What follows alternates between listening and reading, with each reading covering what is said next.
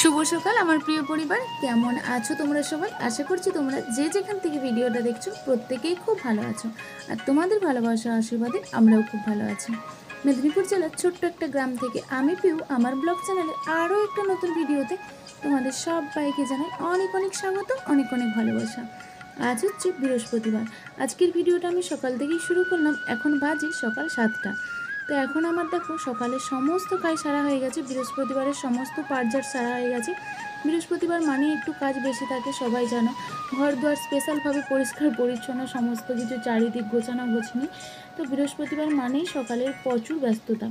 তো বৃহস্পতিবারের সকালের কাজ আমার সমস্ত কিছু সুন্দর করে গুছিয়ে করে নিয়েছি। সকাল থেকে এ টু জেড কীভাবে কাজগুলো, আমার সংসারের কাজগুলো আমি সুন্দরভাবে গুছিয়ে করি, সেটাই তোমাদের সাথে শেয়ার করছি। সবটাই সংসারের পুরো কাজটাই আমাকে তো একা হাতেই সামলাতে হয়, যেহেতু আমার একার সংসার। তো সকালে সমস্ত বাসিবার সেরে নিয়ে আমি চলে এসেছি ঠাকুর পুজো করতে। আর বৃহস্পতিবারের ঠাকুর পুজো মানে সেটাও স্পেশাল, খুব সুন্দরভাবে গুছিয়ে সাজিয়ে পুজোটাও দিয়ে দিচ্ছি। তো তোমরা সাথে থাকো আর ভিডিওটা কন্টিনিউ করতে থাকো।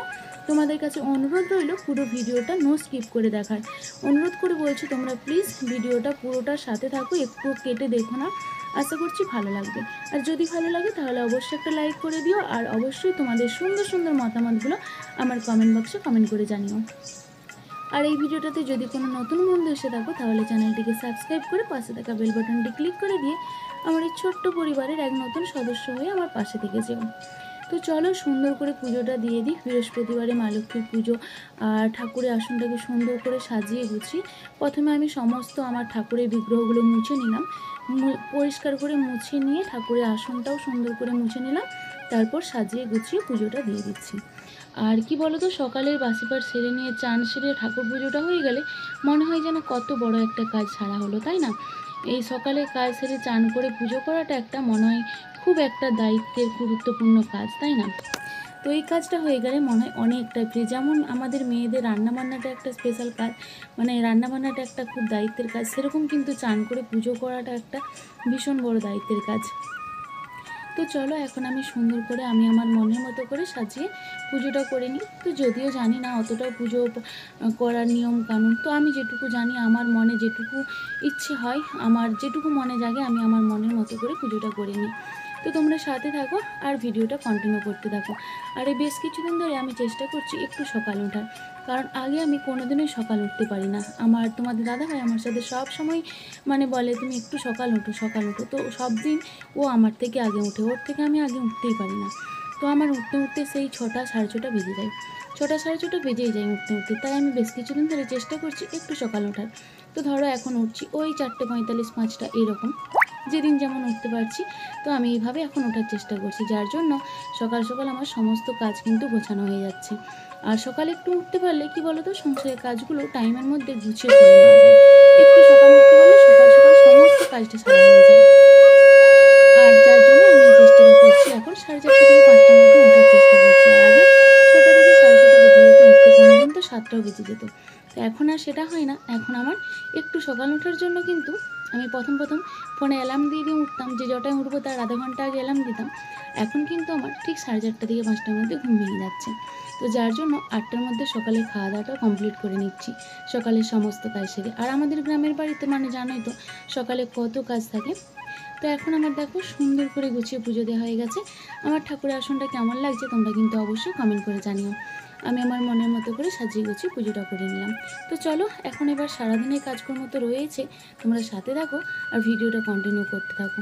আশা করছি খুব ভালো লাগবে, পুরো ভিডিও জুড়ে থাকবে, তবেই তো ভালো মন্দ বুঝতে পারবে, তাই না? আর আমার ভুল ত্রুটিগুলো সেগুলো কিন্তু অবশ্যই কমেন্ট করে জানিও, কারণ তোমরা কমেন্ট করে জানালে তবে আমি আমার ভুল ত্রুটিগুলো শুধরে নেওয়ার চেষ্টা করবো, তাই না?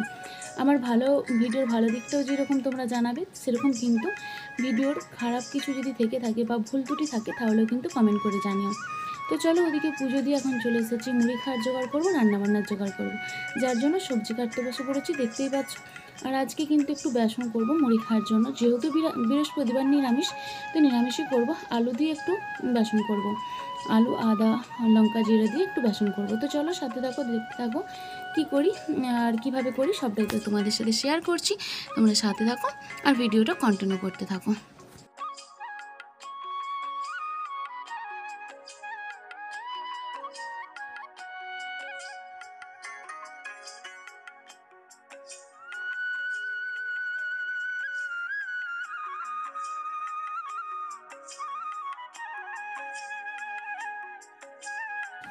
আর এই যে মুড়ি খাওয়ার জন্য বেসন করবো বলে আলু ছাড়াচ্ছিলাম, দেখতেই পেলে।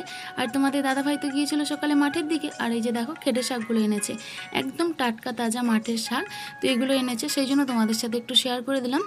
তো আমাকে এইমাত্র মাঠ থেকে নিয়ে আসলো, এসে আমাকে দিল, তো সেটাই তোমাদের সাথে একটু শেয়ার করে দিলাম। তো এখন আমি দেখো আলুটা কুড়ে নিয়েছি, কুড়ুনিতে করে আলুটা ছাড়িয়ে কুড়ে পরিষ্কার করে ধুয়ে নিয়ে চলে এসেছি। আর এখন আমি ওই জায়গার মধ্যে দিয়ে দিচ্ছি বেসন আর পরিমাণ মতো লঙ্কা, জিরে আর গোটা জিরে, যা যা লাগে পরিমাণ মতো সবটাই দিয়ে দিচ্ছি। দিয়ে চলো মুড়ি খাওয়ার জোগাড়টা করে নিই, তারপর তো সবাই মুড়ি খাবো। আর ছেলের এখনও ম্যাম বাড়ি যায়নি, মানে ম্যাম ছাড়েনি, ম্যাম এখনও পড়াচ্ছে। তো ছাড়তে ছাড়তে আমার এদিকে জোগাড়ও হয়ে যাবে, তারপর সবাই একসাথে মুড়ি খেয়ে নেবো।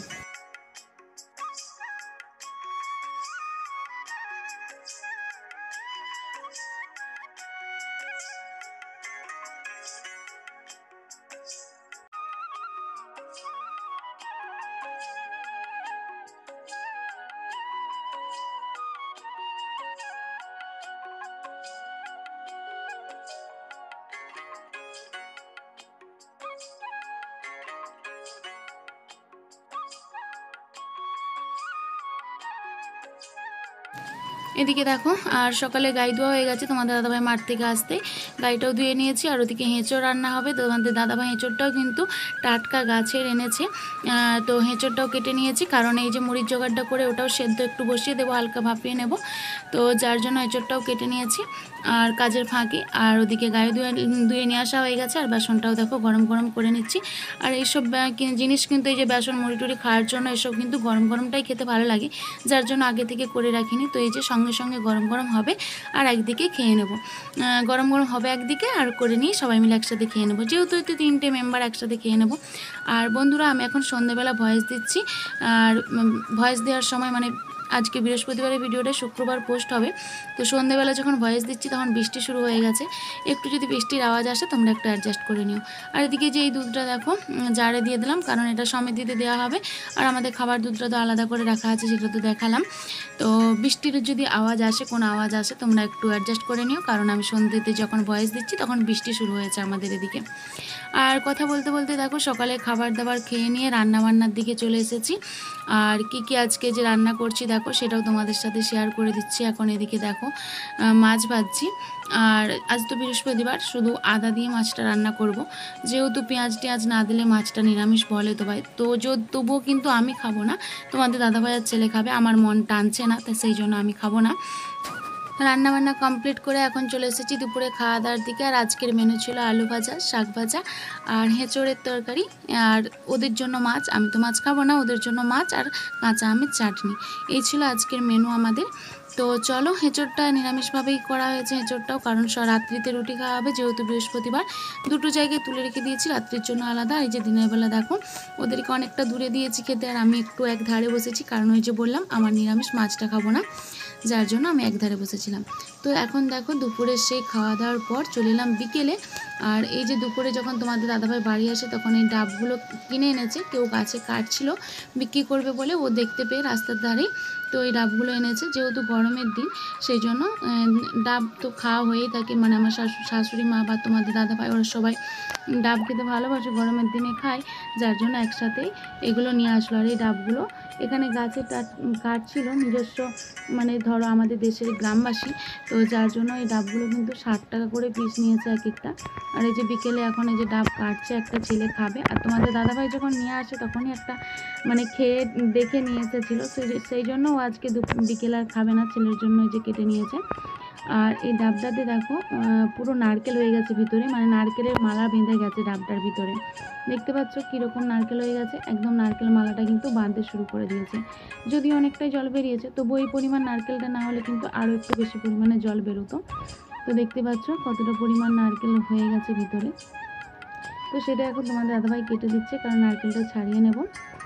আর এখন দেখো চলে এসেছি একদম সন্ধ্যেবেলায়, যে রুটি করছি, ওই যে বললাম রাতের মেনু হচ্ছে হেঁচড়ের তরকারি আছে, তার সাথে রুটি হবে, তরকারিটা গরম করে নেব রাত্রে, আর রুটি, এই হচ্ছে আজকে রাত্রের মেনু। তো চলো রুটিটা করে নিই, আর সন্ধ্যে রুটিটা করে নিই। তোমরা তো জানো বেশি রাত্রে করি না, কারণ ওই যে আমি উনুনে রুটিটা করি, গ্যাসে আমার ভালো হয় না, আমি ভালো পারি না, আমার উনুনে করতে ভালো লাগে, যার জন্য বেশি রাত্রিতে করি না, সকাল সকাল করে নিই রুটিটা। কারণ উনুনটা যেহেতু আমাদের বাড়ির বাইরে ফাঁকে যেতে হয়, তো তার জন্য একটু বেলাবেলি করে নিই, বেশি রাত করে করি না। তো চলো এখন রুটিটা করে নিই। এটা তো হবে আমাদের রাত্রির মেনু। তো সাথে থাকো, ভিডিওটা কন্টিনিউ করতে থাকো। আর ভিডিওটার এই পর্যন্ত যারা যারা এসেছো সবাইকে অনেক অনেক ভালোবাসা আর অসংখ্য ধন্যবাদ। যারা লাইক করতে ভুলে গেছো প্লিজ একটা লাইক করে দিও। আর অবশ্যই তোমাদের সুন্দর সুন্দর মূল্যবান মতামতগুলো আমার কমেন্ট বক্সে কমেন্ট করে জানিও। আর চলো, আর সবাইকে নতুন পুরনো উভয় বন্ধুদের জানাই অনেক অনেক ভালোবাসা, অসংখ্য ধন্যবাদ।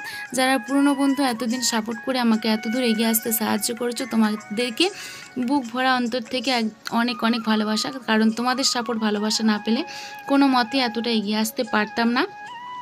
আর যারা নতুন বন্ধু হয়ে আমার পাশে থাকছো, তোমাদের কাছে অনুরোধ, তোমরা প্লিজ আমার পাশে থেকো, এভাবেই সাথে থেকো, যাতে আমি সামনের দিকে আরও এগিয়ে যেতে পারি। কারণ আমরা যে কাজটাই করি না কেন অনেকটা আশা স্বপ্ন নিয়ে কাজটা করি, তাই এখানেও এই কাজটাও করতে এসেছি অনেকটা আশা স্বপ্ন নিয়ে। তোমাদের সাপোর্ট ভালোবাসা পেলে তবেই অনেকটা এগিয়ে যেতে পারবো, নইলে কিন্তু এগিয়ে যেতে পারবো না। তো ওদিকের কাজ কমপ্লিট করে তোমাদের দাদাভাই বেরিয়ে গেছে, ছেলেও পাইপিটে চলে গেছে। তো আমি আর একা কী করব, যার জন্য কিছু পুরনো কাপড় ছিল, যে কাপড়গুলো রং কেটিয়ে গেছে, আর যে বেডশিটগুলো হালকা হালকা ছিঁড়ে গেছে তুলে নিয়েছি, যেগুলো আর পাতা যায় না। তো এইভাবে কাপড় বেডশিট নষ্ট হলে আমি পাতলা এইরকম কাঁথা করে রেখে দিই, কারণ ওগুলো সেই তো খরচড়া করে পড়ে থাকবে, তো একটু কাঁথা করে নিলে সেগুলো কাজে লাগবে। আর এদিকে কাঁথাটা সেলাই করছি, আর শাশুড়ি মা এসেছে, তার সাথে একটু কথা বলছিলাম, মাকে বলছিলাম। তো মায়ের সাথে কথা বলতে বলতে একটু সেলাই করছিলাম। তো এই হচ্ছে ব্যাপার, আমার কাঁথা বেডশিট কিছু নষ্ট হয়ে গেলে আমি এইভাবে কাঁথা করে রেখে দিই, কারণ কাঁথা করলে অনেক কাজে লাগবে। এইভাবে জিনিস ফেলে রেখে নষ্ট করার থেকে এটা অনেকটা কাজে লাগবে, যার জন্য এইভাবে করে নিই। তো চলো আজকের মতো টাটা, আবার দেখা হচ্ছে আগামীকাল নতুন